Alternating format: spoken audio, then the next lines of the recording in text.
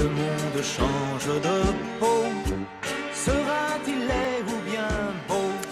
La COP21, on va en parler bien sûr tous les jours, tous les matins, le plus souvent possible en tout cas, et avec Marie Mamjoglou et notre nouveau partenaire, le magazine Géo, le mensuel Géo, qui d'ailleurs, je vous le signale, pour la première fois de son histoire, ce magazine propose un numéro entièrement consacré à l'environnement. Le bel environnement, vous allez voir, avec Marie, on a choisi des photos qui symbolisent effectivement l'imagination, vous mettez ça entre guillemets des hommes, la mauvaise imagination. Ouais. Alors ce sont des photos incroyables. Incroyables, vraiment. On les connaissait pas toutes, hein.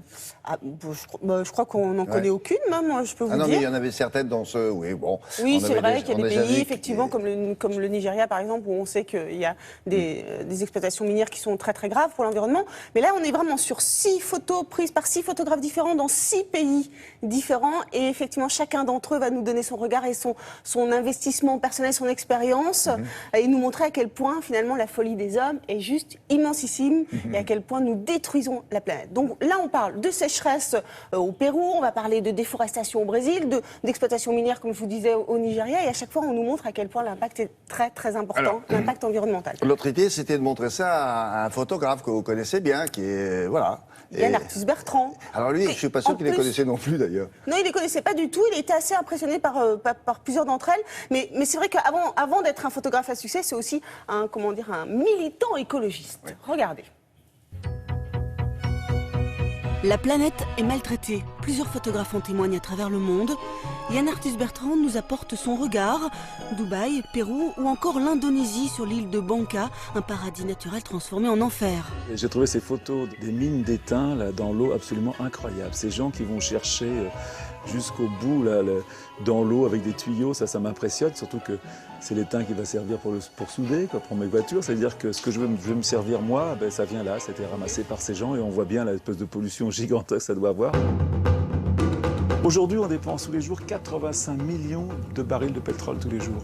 On ne va pas les remplacer par des panneaux solaires et des éoliennes, même si, bien sûr, on va trouver des choses, des voitures électriques, on va isoler les maisons, mais ça ne sera pas suffisant. Autre exemple de pollution, l'extraction de pétrole dans le delta du Niger. Les torchères émettent autant de gaz à effet de serre que 18 millions de voitures.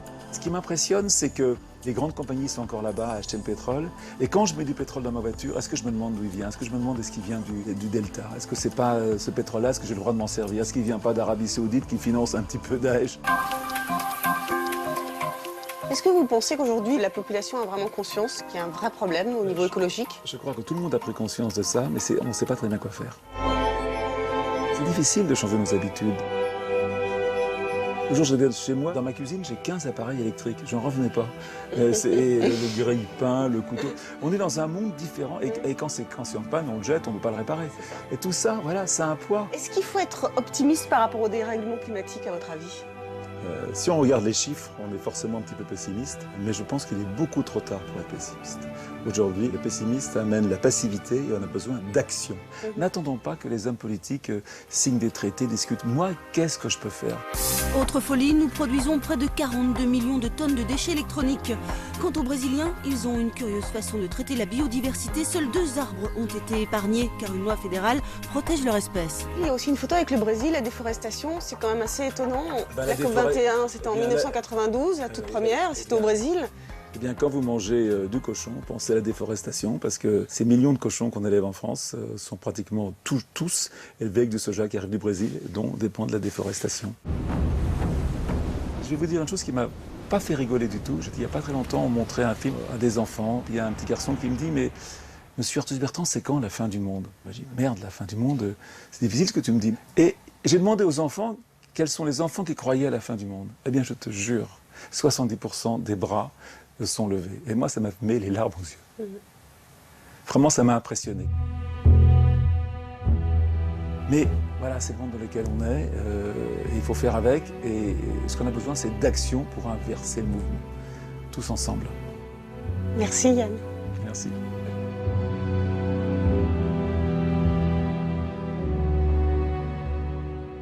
Alors, regardez ça dans Géo, celle-ci est étonnante, avec le commentaire, et bien sûr, qui va avec. Hein. Oui, exactement. Alors, juste pour vous dire que donc, le dernier documentaire de Yann Arthus Bertrand est diffusé ce soir sur France 2 à 20h55, Terra, à voir absolument. Voilà. Et le mensuel Géo, bah, vous trouvez ça chez votre kiosquier ou votre marchand de journaux. Merci Marie, à plus tard.